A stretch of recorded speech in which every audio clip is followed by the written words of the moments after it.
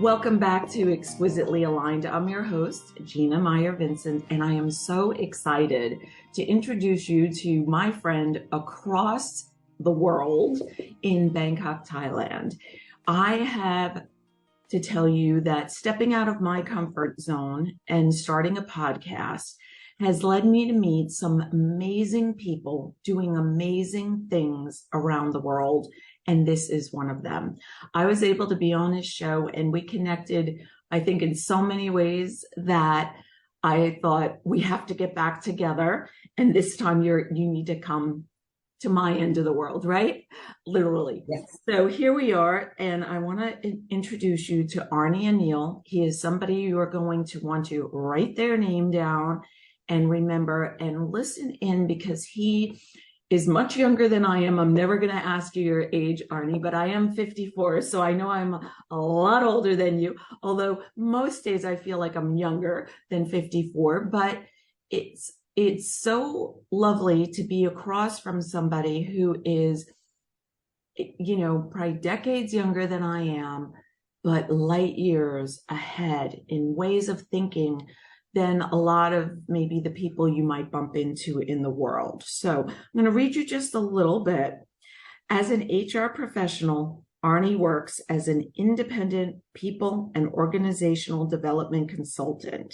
He has worked in the capacity of an HR advisor, a vice president, an assistant director, a senior division manager. Now, remember, he's younger than I am, a division manager, an education development manager in different HR functions in different types of organizations, including retail, which that's where I started my career, hospitality, manufacturing, and trading for almost 20 years. But he's only 18. No. 17. 17. Yes, sorry, I'm aging you, Arnie. As an educator, Arnie works as a visiting lecturer in undergraduate and graduate schools, teaching public speaking, business presentation, human resources, management, and psychology for work. He has been teaching English to students and professionals for more than 20 years and has functioned as a head teacher. Arnie also works as a freelance sexuality coach and consultant. He provides sexuality and intimacy consultations and coaching for individuals and couples. He facilitates training, courses, and webinars on sexuality. As a public speaker, Arnie has been a semifinalist in the World Championship of Public Speaking in the USA. Okay, remember, told you he is in Thailand, but this is in the USA and Canada. He has won championships in international speech contests, evaluation speech, and impromptu speech contests in Asia. He has delivered workshops and educational speeches at various events in Thailand, Cambodia, Canada, Myanmar, Philippines, USA, Vietnam, and Zimbabwe. Arnie is the podcast host, and that's how I met him, of Arnie's Class on Spotify, which is also available on YouTube via Arnie Anil channel. Let me say that one more time. Also available on YouTube via Arnie Anil channel, and the author of You Can Be a Champion Too. And here is my dear friend from across the world, over many continents and oceans. And he is a champion, I want to say, in so many ways, of being yourself, and a champion of living life to its fullest. And I think that's what makes me admire you so much, Arnie, and be happy to have you as a guest here. So welcome. I'm delighted to sit across from you this morning. Thank you very much for that introduction. And much as I want to reveal my age, probably I'll tell you after this podcast. Perfect. And you'll be surprised. You'll be surprised. Okay. Well, I need to eat what you're eating because your skin and everything that is fantastic. But it's so delightful to have conversations that go deep, that give a voice to things that we may not normally speak about. And I think you're all about that, right? The last thing we heard was about being a sexuality coach, which I think is something, right? You don't talk about politics. You shouldn't talk about religion, shouldn't talk about sex, right? So let's not talk about politics or religion, but let's talk about your journey, because I'll share afterwards an experience that I had that was so shocking to me, how differently, I mean, I think Arnie, you and I spoke before about this, that about being put into a box at birth, and I think you called it a crib. And I was like, yes, what do you think about that box? And that we're supposed to be these people that maybe, I don't know, our families expect, or our society, our school, our teachers, our world, I like to say. And that depends on how big your world is. Arnie and I's world is the world over. And for me, that's very fun. But I love the fact, Arnie, that you, I hope you take this as a compliment, you don't fit the mold of being put into a box. Yes. Oh, I that's a compliment, and thank you so much for saying that. And thank you for being that, because we are vulnerable, right? When we're outside of that protection that society gives us by being part of a very firm, rigid clan. And when you step out of that comfort zone, things come about. So I'd love for you to talk about that. And then I want to get into one of the fun things I want to discuss with Arnie today, because I think it's important for people to hear that we don't have to have just one, go to school, get an education, get a degree of whatever, or multiple degrees, and have one career. And that's something I want to, so part 2 of what we'll be talking about. So Arnie, tell me in your own words, like what that is like for you personally, and what you've seen with your clients and your students and your life mates. How does that appear? Actually, let me start with the story about my discovery of not this. It's an interesting story. First of all, when I was young, I always wanted to be a doctor. You know that common question with Sure. the young kids, what do you want to be when you grow up? Every time people will ask you that question. And when I was young, my answer was always consistent. I wanted to be a doctor. That's Yes. it, a medical doctor. And it didn't happen. I took nursing in my bachelor degree. Mm-hmm. And in one of our presentation, it's a group presentation, and I was presenting something because it's part of being a nurse. You should be able to present to your patients. Absolutely. Especially if you work in the clinic or in the community service. And my instructor comfortably, with confidence, told me that, why are you here? You are supposed to take education and be a teacher. I hated her. I was like, what? I wanted to be a doctor, and now I'm frustrated because I'm doing nursing. And now you're telling me that I'm supposed to be a teacher. And you know what? That comment, Yes. I only realized and remember that when I became a teacher. Yeah. And so for me, sometimes I think things that like shock us or piss us off, I like to say again, what? Why are you telling me this? Yes. I think that those are moments, can be, if we let them, defining moments of, this is maybe not what I was expecting to hear, maybe not what I wanted to hear, but maybe what I needed to hear. Yes. And how that little seed that was planted that day, then you realized, what did you say? Only when you became Yes, it took me, oh my goodness, probably, let's say more than 10 years. Yeah. That I realized that, oh, I remembered her and that comment, it was like, oh wow. Yeah. Why I didn't listen. And I actually looked back and saw how I was prepared to become a teacher, a trainer, to this kind of career. Right. Everything was actually right. And it was the path that Yes. molded me to become a teacher, trainer, speaker. Yeah. That's why I was thinking that probably that's why I didn't become a doctor, because Right. there's a different plan. There's a different path for me. I don't want to call it a destiny, because I believe that experience is not just something that happened to us, but Yes. experience is something that what you do with what happened to you. Right. Right. Right. Right. Yes. I love that. Repeat that one more time. Go ahead. Say it again. Yes, for me, I believe that experience is not just something that happens to you. Experience is what you do with what happened to you. Yes. Because if I was experiencing this to become a teacher and molding me to become one, if I did respond to that appropriately, accordingly, I don't think I will be in this career. Right. And with your question, how is it with the people around me? I always see people, or I always hear them talking that I wanted to be an engineer. I wanted to be like this. I wanted to be like that. I always encourage them, please, especially those students who are entering the university and Yes. thinking of what will be the degree that I'm going to. What do you say? And I always tell them that, please, just choose the one that you think you like. Yeah. But for your career, no one can really tell you what will happen after you have that diploma. Right.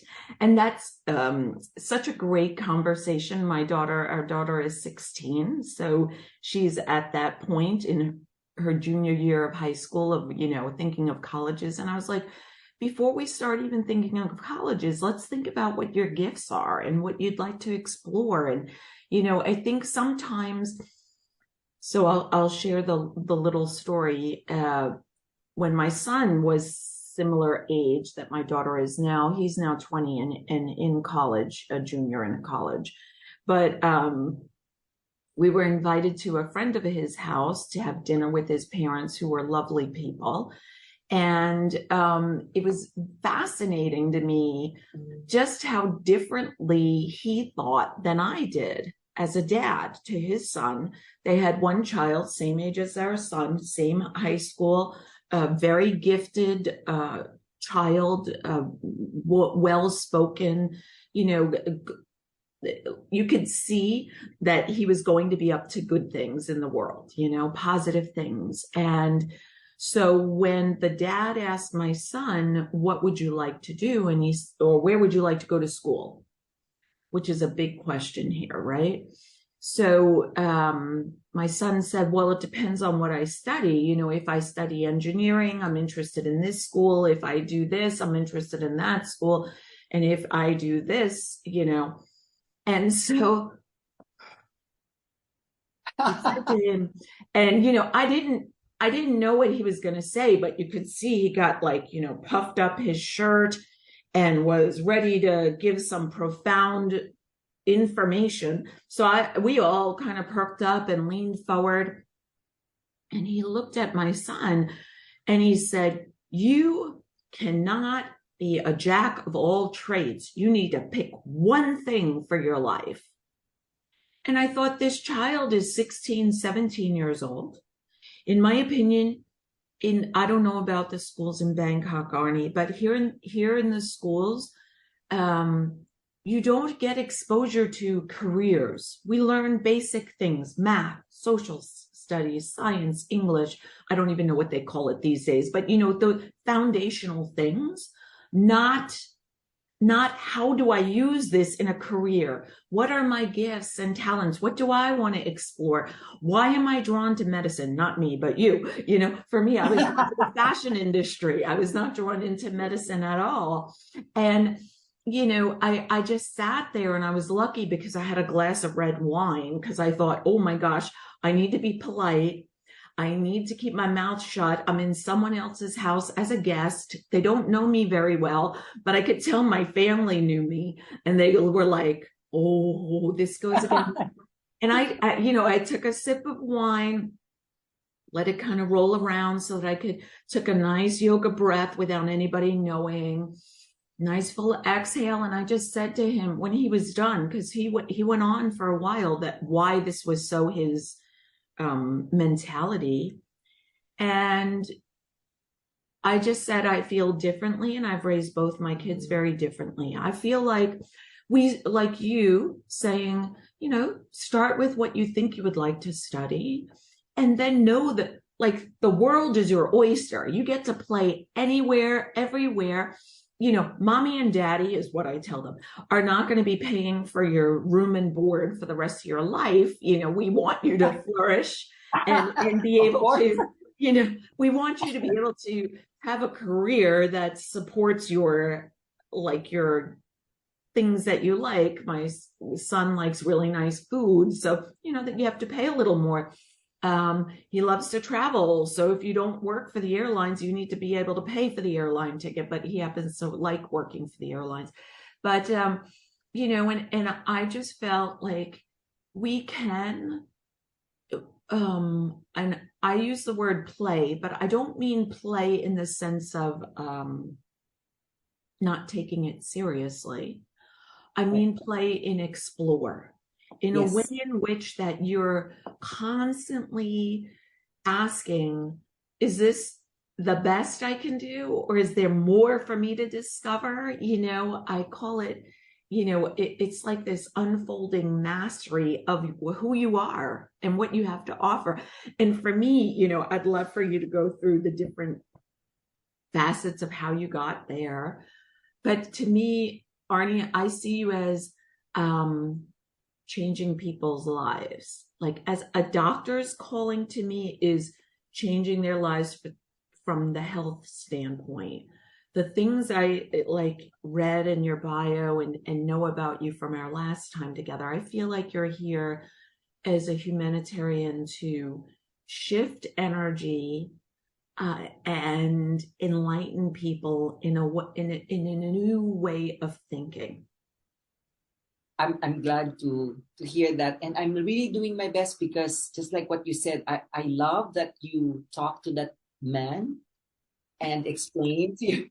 No, I mean it's very similar in Asia. Just like what you said, it's a pattern. You're born, you go to school, high school, college, you graduate, you find a job, and they will really do their best to encourage you to get, like if you studied nursing, you have to be a nurse. If you studied engineering, you have to be an engineer. If you studied education, you have to be a teacher. It seems like your world, again, you are in that box. Small, The yeah. box of expectations of others, not the box of your own expectations. Sometimes you don't even know what's the box is all about. And you know what? Boxes are not fashionable. So coming from a fashion background, it's like, wait, no, you could put your, you know, the clothing that you're giving away and donating in a box, but like other than that, no. Yeah, right. Yeah, that's why I love to hear that people like exploring their careers. Yes. And every time I meet people who are like an engineer and they are teachers or nurses who are doing something else like customer service, I believe we are here in this world to continually explore what talents do we have, the potentials that we have in order to contribute to the world. Because I believe that we are not here just for ourselves. Right. And it has been proven again and again and again with researches and experiments that as we grow older, the more we really want to help and contribute, not just for other people, but for the whole world. I think that's the true sense of being happy and successful in this world. At the young age, of course, everyone thinks I want to have money, I want to have a big house, I want to drive a nice car and things like that. But as you grow older, you seek something that is higher than that. Yes. More meaningful. You find your purpose. And those people who have been like working with different careers with what they studied when they're in college, I believe they were able to find who they truly are. Yeah. Yeah. And that's important for me. It's so important. And I love the way you say that, you know, I like nice things because I see them as beautiful.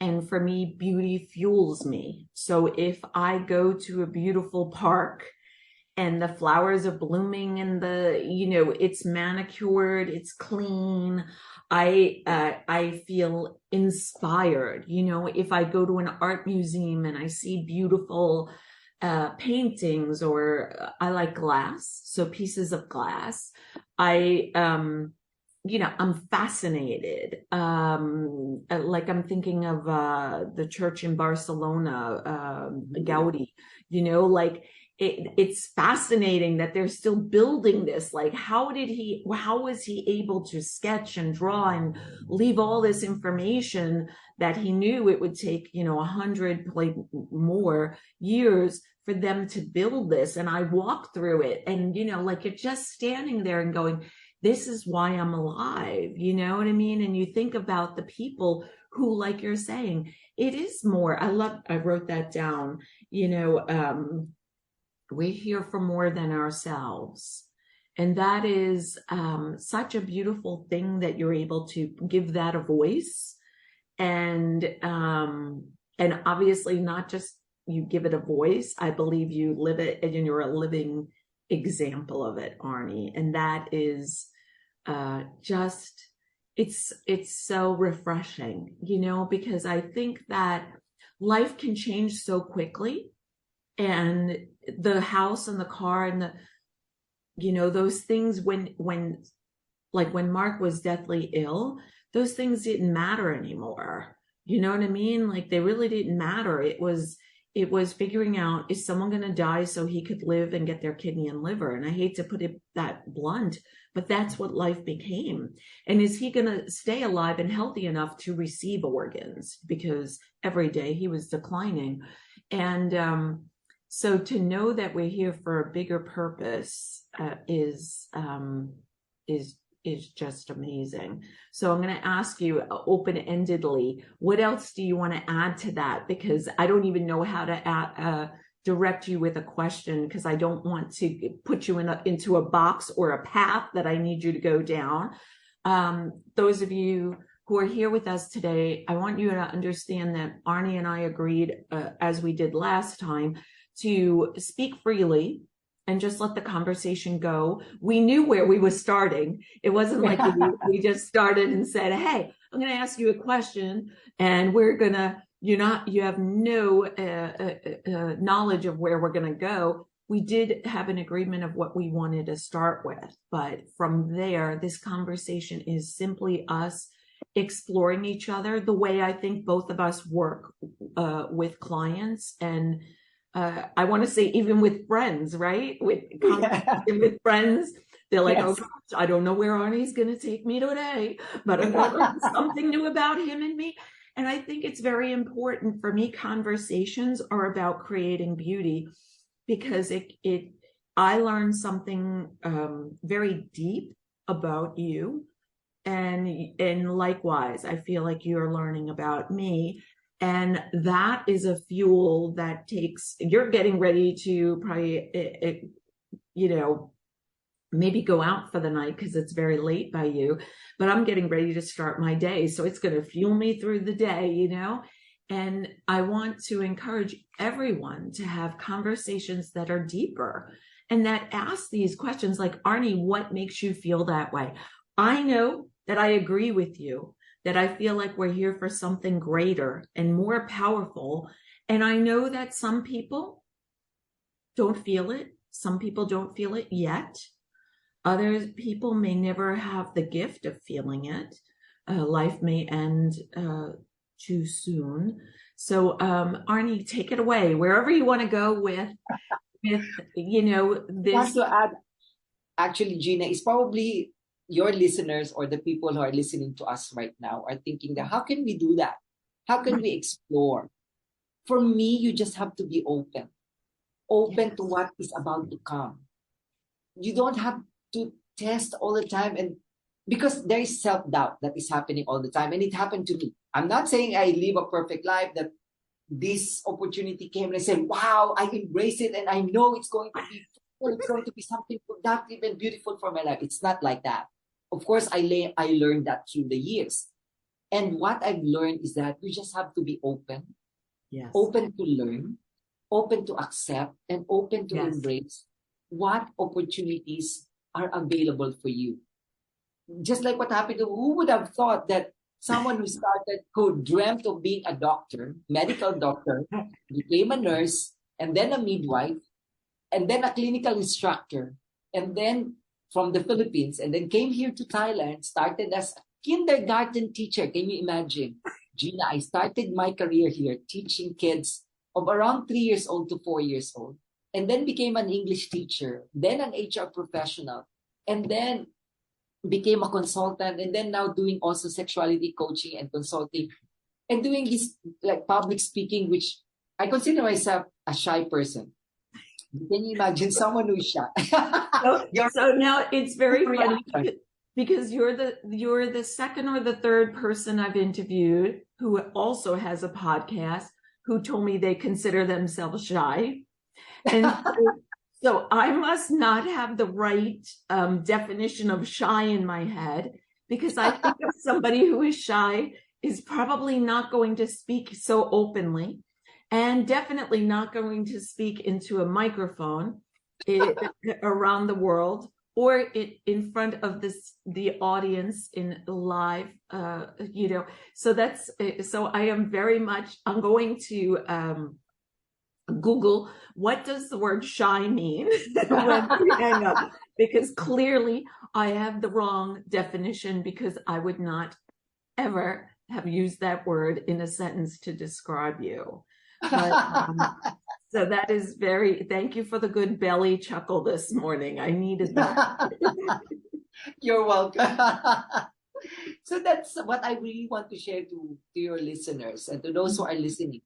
Be open, but when you're open to that, it doesn't mean you just open and then wait. You have to do something. Like, for example, when I became an English teacher, I did everything to make myself qualified. Yes. I learned, I read books, I asked people. Because I'm not saying that be open and then just do it just like that. It's not like that. I did everything. I changed my career from one to another, but I did my best to be qualified. Yes. And I did my best. I didn't say I tried my best. I did my best to be qualified, and at the same time to contribute to what I was doing. Mm-hmm. Mm-hmm. It's not because when you try, probably you're not successful. I consider myself a successful HR. Who would have thought someone who didn't have any HR background in the education became an HR consultant? Mm-hmm. Mm-hmm. No background in teaching, but became a head teacher for an English language center, which used to be the biggest in Thailand. Wow. And I did that. And every time I work, I'm sharing this not because I want to tell everyone that I'm fabulous, I'm awesome, I'm amazing. It's not like that. I'm sharing this because it sounds like it's a cliche that if I can do it, you can do it. Yes. But that's the fact. Well, it's breaking that mold, and I love being open, because the confining word of box and what a box looks like, it's not open. Most of the time, it's sealed with tape really well so that the package doesn't open, it doesn't break.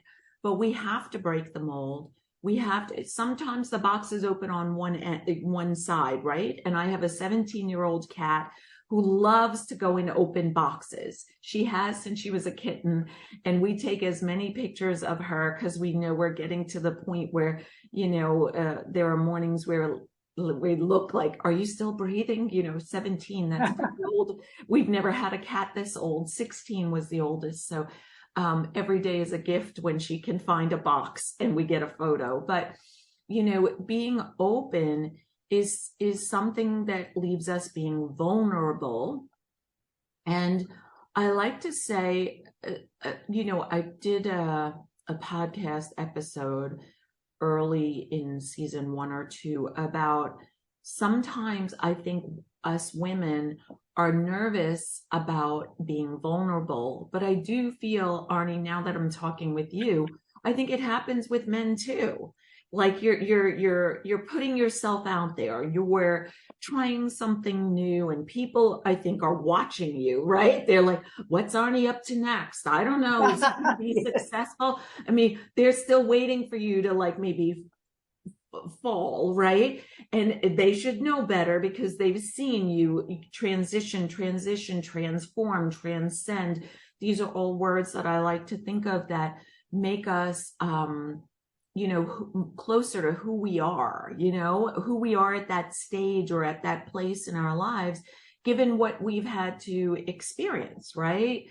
As long as we're young and healthy and moving, and when Mark was ill, I was transforming in a different way, seeing different sides of me that I didn't know I had, not because I wanted to, but because life changed, and I was called to be an advocate and advocate for his health, and be loud when I was doing it, because people weren't taking me seriously. What do you mean your intuition's telling you that something's wrong? I was like, do blood work. And they did blood work, and they'd be like, oh, she's right. You know what I mean? And you're like, I live with this man. I've been married to him for 10 years.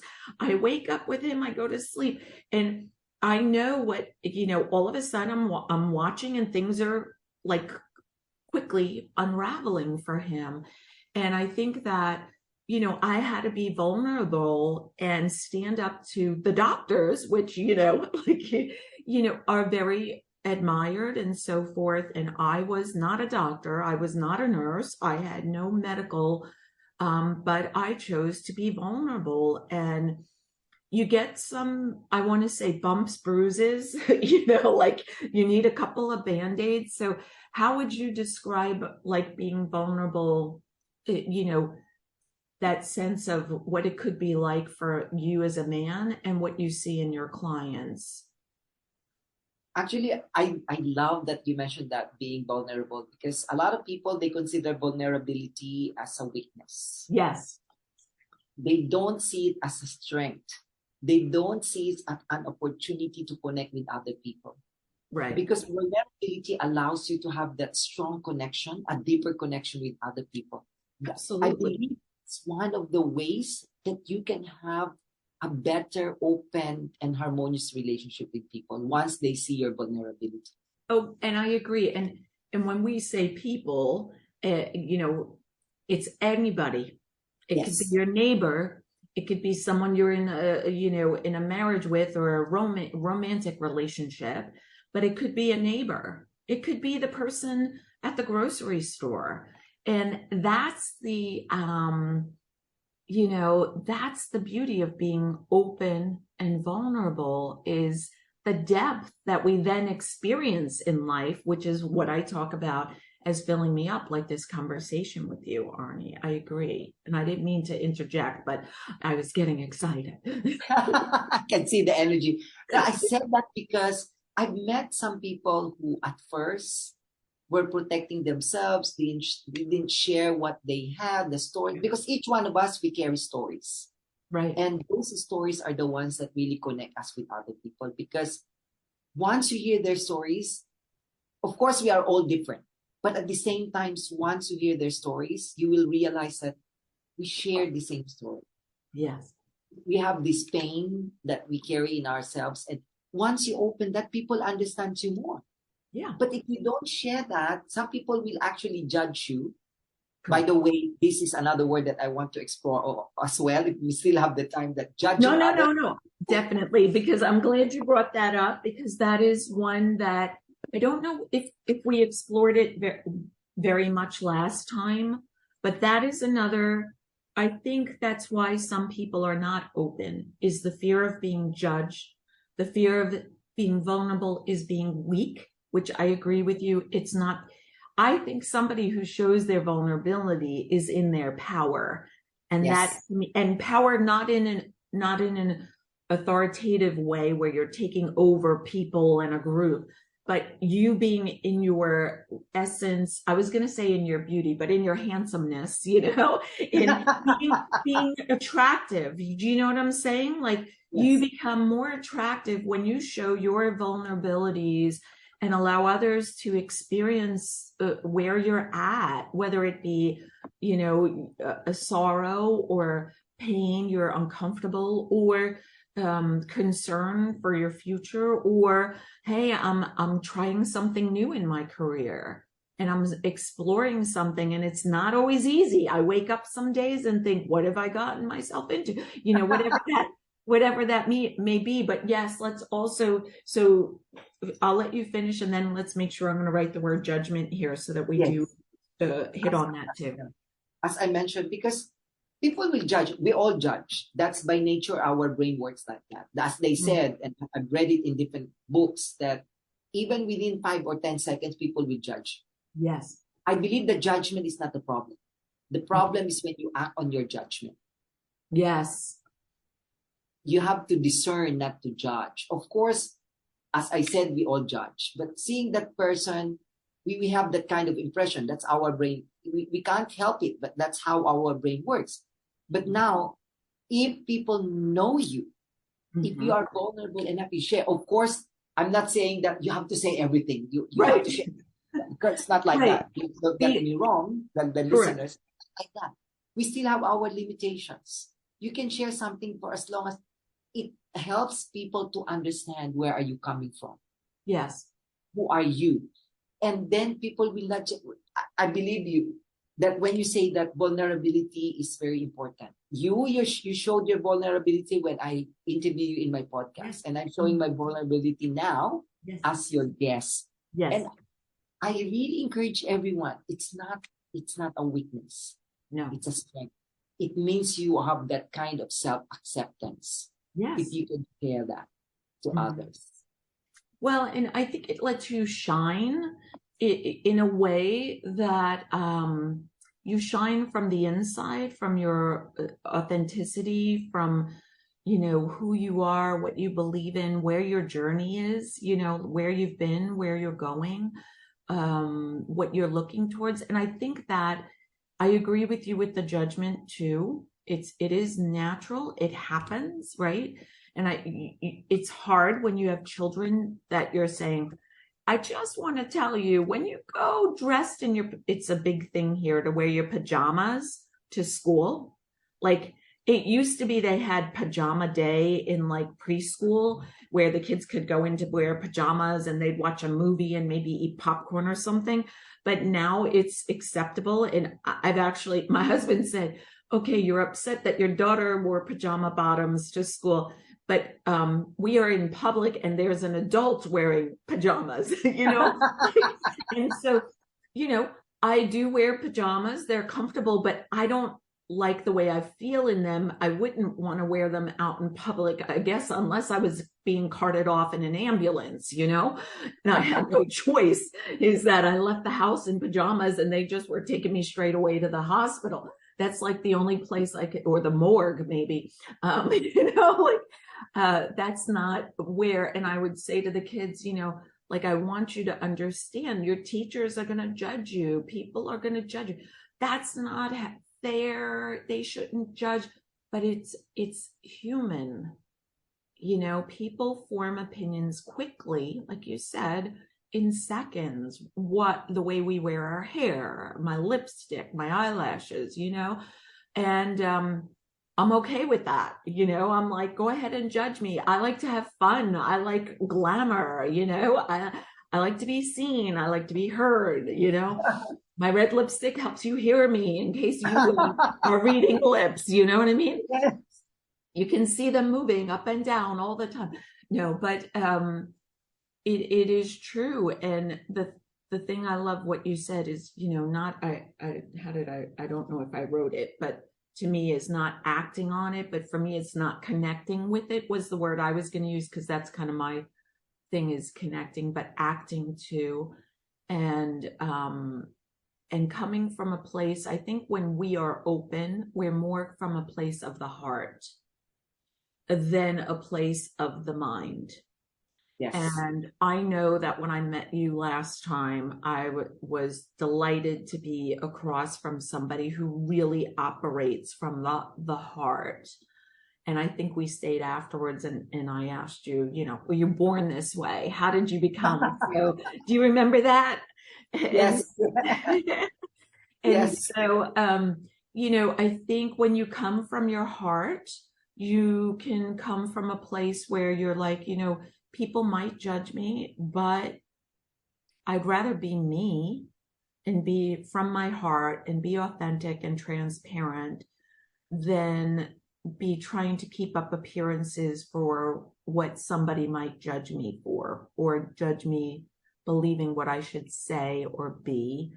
And I always say, even with this podcast, like there might be a word that doesn't fit. Like if I say God or your creator or the divine or the universe, I want you to pick. And if you don't like any of those words, sure, you can judge me, but I'd rather you not judge me. I'd rather you put the word that makes the sentence mean and hit you in the heart, and find the word that, says, oh, okay, for me, what Gina said didn't suit me perfectly, but if I use this word, now I get like an aha moment. And that's the vulnerability that I think is important, to let our heart shine and not be. So with the judgment, I want to use the word fear. I'd love to hear, your thoughts on the word fear, because I think we fear judgment and then we close up. That's the process I see, but I'd like to hear, because we talk about things in different ways. We're always in agreement, I think. But I love to hear someone else's way of explaining it. And I think it's important for who is listening right now that they hear it in two different voices, a female voice, a male voice, knowing that we're sitting in two different continents and, with two different lives. And you with different words, right? I was going to use the word connect, where you say act. And, but to me, they become the same, when you connect, you act, when you, like for me, that's how I see it. But as a connector, I'm always looking about. So tell me about fear and how you see that plays out, or however, anything you want to tell me about that 4-letter F word that I say I don't like. I always hear, because I'm in public speaking, and I'm sure you also read and heard about people who prefer to die than to speak publicly. Which I wrote in my book, I don't believe so. Between a coffin and a microphone, right? Would you choose the coffee, not the microphone? Yeah, no, I don't like boxes. So the microphone is much nicer. I think it's like an accessory, like a bracelet. It's fashionable. The coffin, not so fashionable. It's confining. Correct. That's right. So in public speaking, it's more of a bracelet. A lot of people are always like sharing their fears, telling and talking about fears. Every time I do workshops or I talk to people, I coach people about public speaking, they always say, oh, Arnie, I have fears. And once I ask them, what is it? What specifically you fear about public speaking? Because because you will hear people saying, conquer your fear in public speaking, right. Conquer your fear. And I always ask these people, and what is the fear that you are conquering? They cannot even specify. I said, you cannot manage that unless you know where is the fear coming from. Right. Because fear is not the opposite of confidence. Because some people, in public speaking, if you want to be confident, you should not have that fear. Fear it's not the opposite. And for me, you have to know where is it coming from. What is your fear? Is it fear of social anxiety? Yeah. Is it fear of being judged? Is it fear of being not enough? What is the fear? Then you can manage that. Because if you have the social anxiety, then we will manage that in order for you to get rid of social anxiety. If you have fear of not being enough, then probably we will have some affirmation, and let's discuss that public speaking is not about you, it's about the public. So I'm just giving the context of public speaking, because this is the most common fear of people. They don't want to speak publicly. And of course, we have all fears, like just like we go back to having a new career, I'm a nurse, how come I'm a teacher, and those kind of fears. I believe that fears, and this is, for me, I proved it in my life, that those fears never happen. Right. Our fears never happen. And they're so far-fetched at times, right? You're like, how many things would have to happen at the same time for that to really happen? You know what I mean? Like, yes.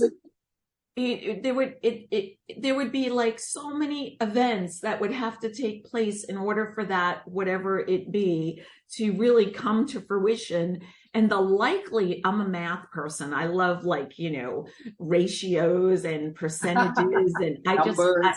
yeah, I love numbers, always have, so I tease my kids, well, mommy's great at math. You need to get an A plus, why did you only get a 98? You should have had 105. There was 100 points, but you should have, I like to tease them. But, so for me, it's what is the likelihood? What are the statistics that could actually happen to you? And if it did, it would probably go viral as a YouTube, right? So you'd be famous in a different way. No, yes. But it is about where is that fear coming from? And I don't like the word conquer your fears, because I am not a warrior. I'm not here to fight anybody. I'm here to love people and show other people how to love life, how to love communicating, how to love being vulnerable and being open, and how to love your careers. And you don't have to stop at one. You can play and experience all the ones you want, as long as you're paying your own bills and not moving to my house, right? Yes. Go for it and really do that. So I love that, because that is definitely, it's funny, I'm laughing because I recently confessed, I forgot who it was, that when I was in college, we had to take even though I was studying fashion to be a department store buyer, I couldn't understand why, but we had to take English classes. Okay. There was English for business, English for whatever. Then there was some really boring English classes that I was like, why are we reading Shakespeare? What does this, you want to go over the clothing that they were wearing, great, but why are we? And so it got to a point where once you got enough credits in English, the mandatory classes, you got to choose. So I was like, oh, sign me up. I signed up for every public speaking class.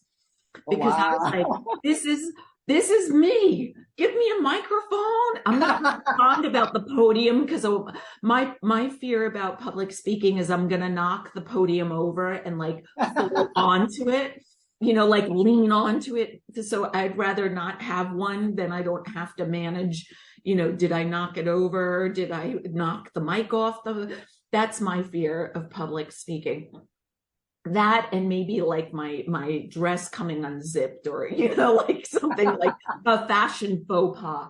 But it was fun for me, because I felt I'd rather research. We had to bring topics to the microphone, and then give it a voice, than sit at a desk. Back then, we didn't have, everybody had a computer. We had typewriters that were word processing typewriters. You know what I mean? They were a little better than what my parents had, but not really very friendly to someone like me who didn't really know how to type well. So I had a lot of whiteout when I turned my papers in. So for me, I saved a lot of money on not having to buy whiteout when I took these public speaking classes. And I saved money on paper, because I didn't have to buy reams of paper. I think what is your fear in public speaking is the fear of not having enough time to speak. Oh, that is perfect. You are correct, Arnie. That is true. The ringer is going to go off. Time up next. And say, no, I'm not done here. Yes, I'm not done. But there's more to say. But it's true. When we confront those fears, and I think, and we find our place to be open from our heart and vulnerable to give a voice. And I would like to say, if we start with just one person that we feel like we can trust, and then explore. I think it's all about exploring. Have one conversation where you can be open and vulnerable, and see where that goes. Try it for, I always say, I have a 1 minute timer on my desk, an hourglass, try it for 1 minute. and just say, Arnie, can you try something with me? I'm going to tell you something I wouldn't tell most people, and you only have 60 seconds. It goes fast. And then if you do it over and over, before you know it, you're not looking at the timer in 10 minutes or an hour, or you've shared with 3 people. And I'm guessing with your, I don't think it's called sexual coaching. What is it called? Sexuality coach. It can be sex coaching and consulting, or sexuality coaching and consulting. Sexuality.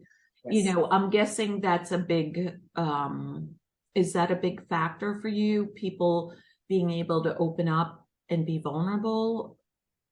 Yeah, actually, but before I forget, the exploring part, Gina, I just want to add that please be open to exploration, but at the same time, there is a learning with exploration. You don't just keep on exploring, but you're not learning. Right. Because as you explore, then learn something. Then probably it's like you learn, okay, this is not for me. Then you keep on exploring, and then this one, and then you learn out of it. I just want to add explore and learn at the same time.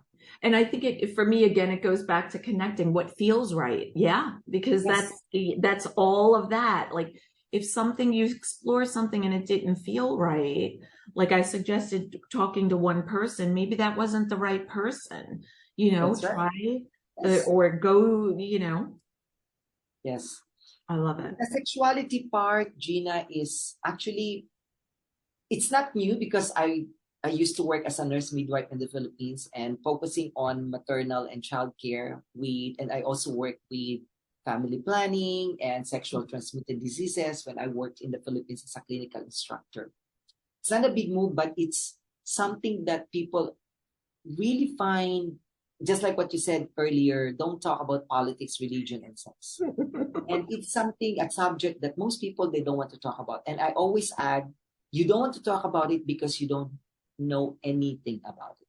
Right. That when you hear the word sex, only intercourse. That's it. That's the end of the topic of sex. But it's more than that. It's more than that. And especially in Asia, it's not easy to talk about this.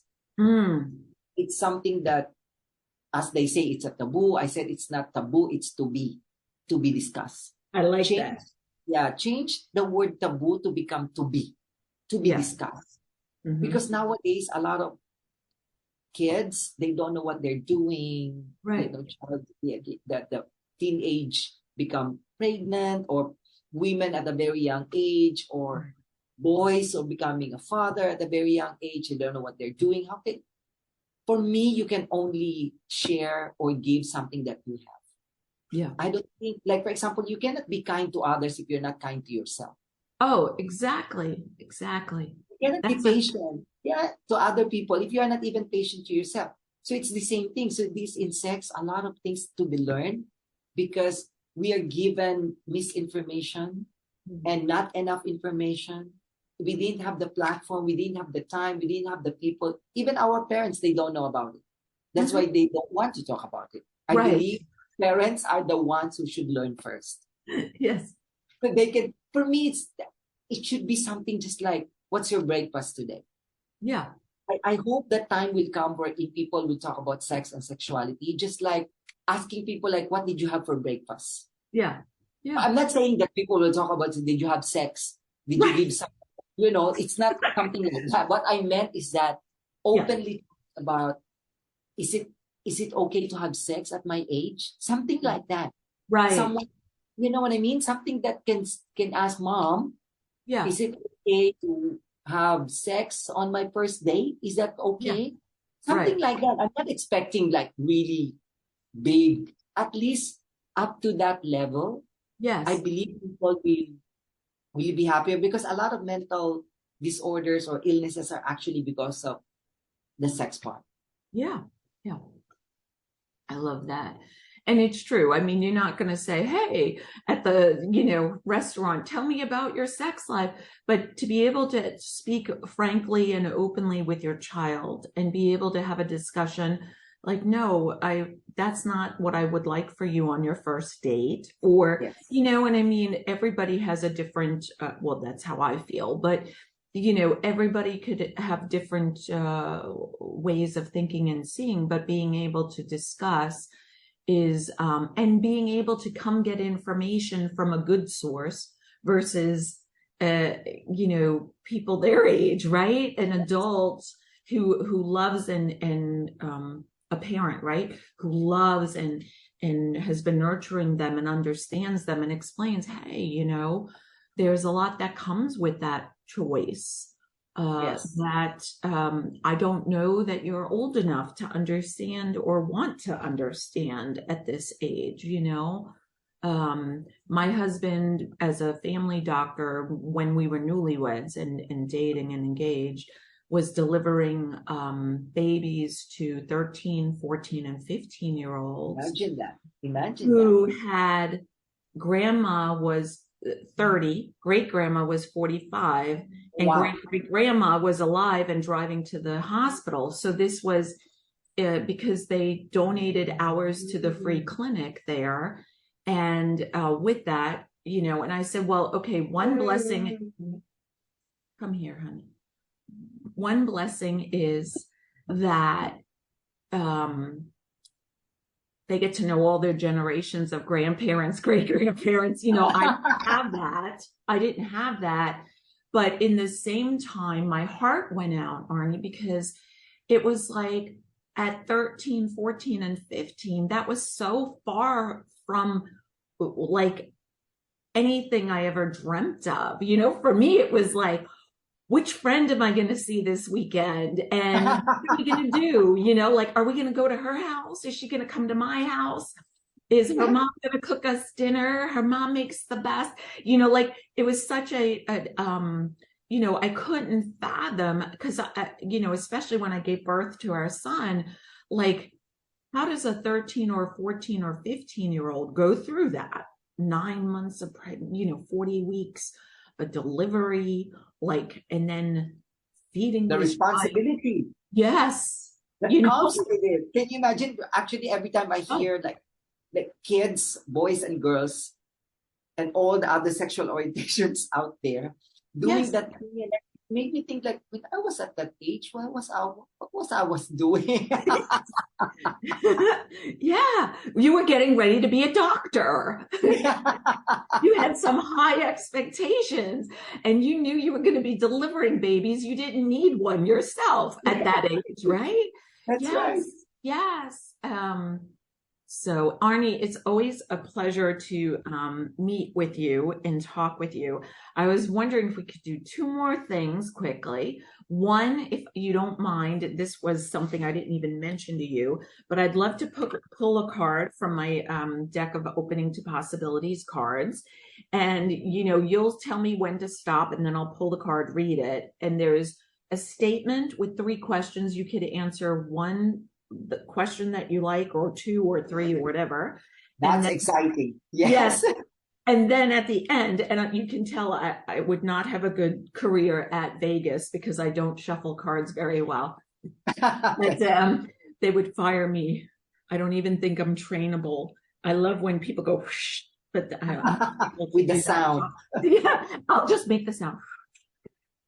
So anyway, the other thing I'd love after that, if you could leave us with, you've given us so much awesome advice, information, and I don't even think advice is a powerful enough word. For me, it's you've given us lessons from your heart, from your life, that I feel like is your calling. And so advice is not a powerful enough word. There's no one word that I could give, but your honesty, transparency, and your brilliance as a human being who knows he's here as what I believe as an energy shifter, change maker, mover, shaker. You pick the word that you like. I love all of them. Yes, I do too. I thought you might enjoy my words, but we share them in common. But I salute you to all the things you do in this amazing world. And for me, when I look over your resume and I read your very short bio that I read this morning, doesn't do it justice. But the fact that you are out there and being vulnerable and being honest to say it's not always easy. Yeah, fear does pop into our heads when we wake up in the morning, and we have to move and shift through that. And when you do and give the voice that you do in public speaking and in all the avenues, and I love the fact that you worked with kindergartners. I could never have done it. I've done very few things with kids.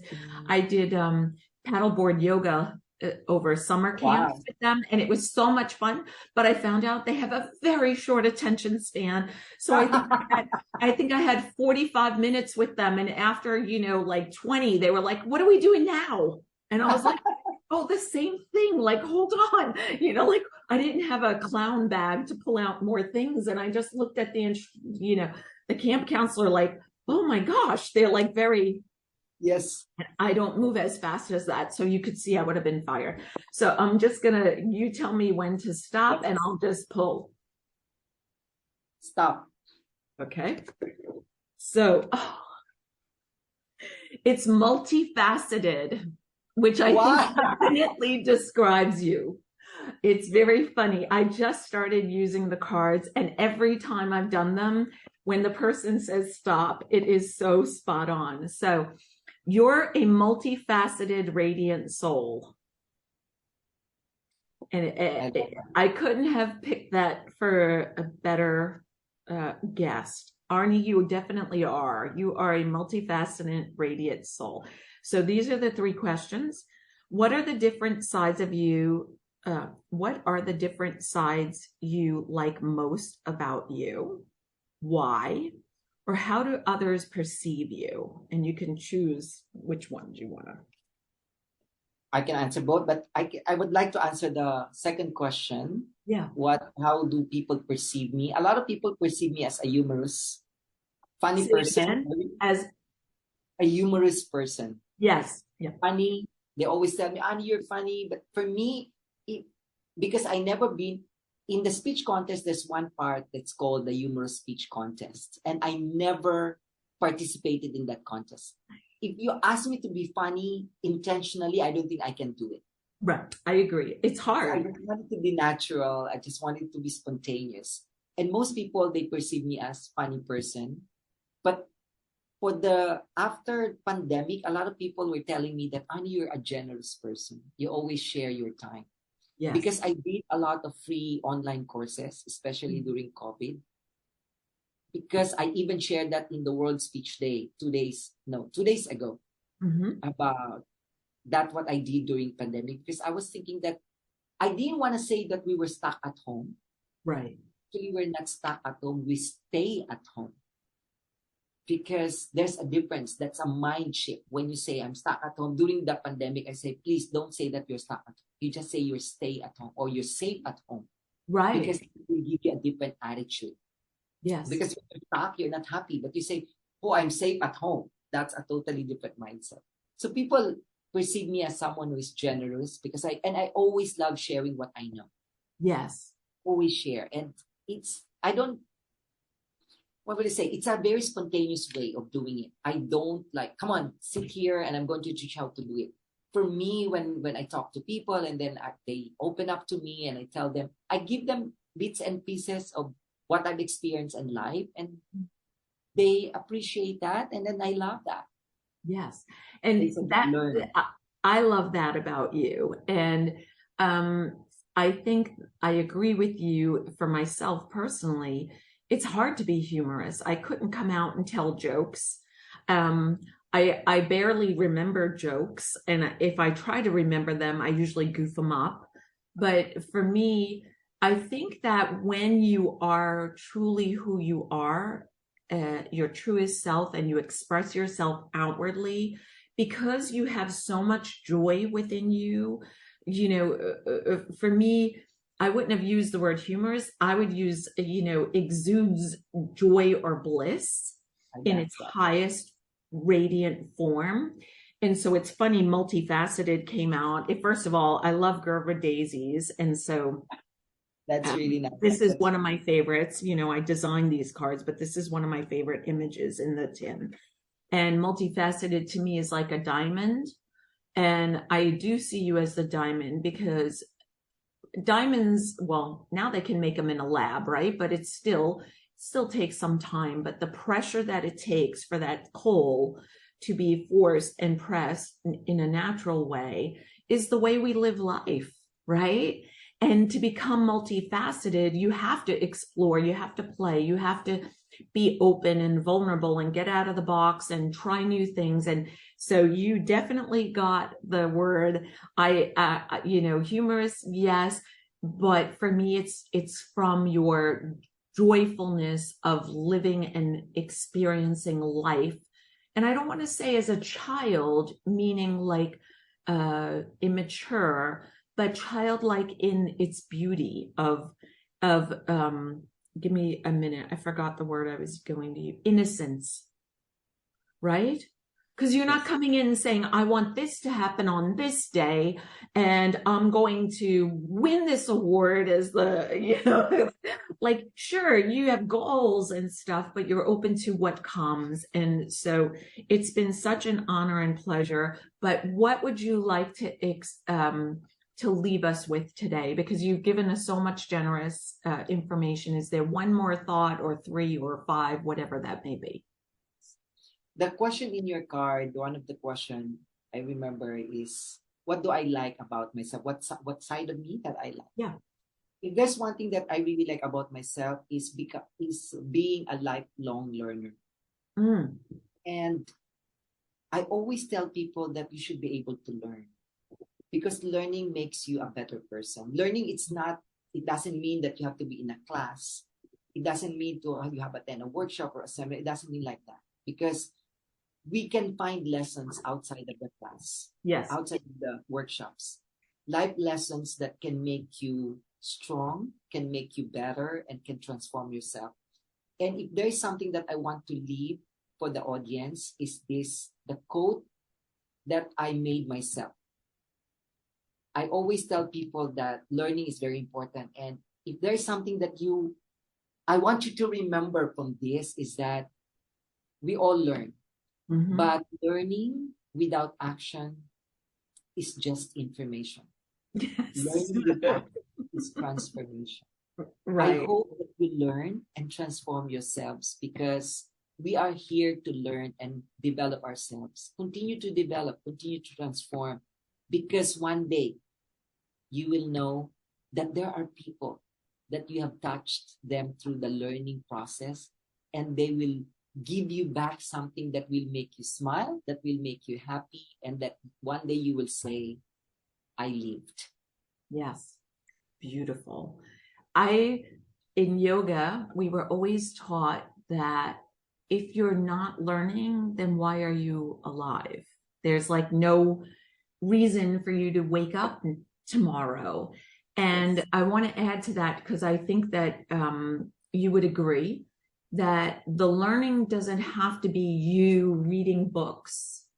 It could be you learning more, like we were talking about yourself, and doing all the things that Arnie has done. In what, I can't wait when we hang up, I'm going to ask him how old he is. No, I'm teasing. But, the learning sometimes is not what we did in first grade, where we were reading from books and books and books and books and books without action. Right. That's collecting, is what I call it. It's like a scavenger hunt, and you got all this stuff and you're doing nothing with it. And so I love that, because I'm all about transformation. So Arnie, you are a great delight. It is my great pleasure to call you a friend, to be walking on this earth at the same time as you, to be around the world from you, and hopefully one day in each other's presence. I don't know where, but Will happen. I know it will. There was someone in Spain, she said, I'm already manifesting it. So I've been manifesting it since I met you. I'm not sure where we'll meet in person, but I'm sending you a big hug. I appreciate your honesty, your transparency, your voice, and your willingness to be flexible and open and vulnerable, and really experience life in the way that you do, that brings so much joy to everybody who hears your voice, sees your smile, or is in your presence, whether it be via YouTube or literally across from you. So till next time, everyone, please be exquisite.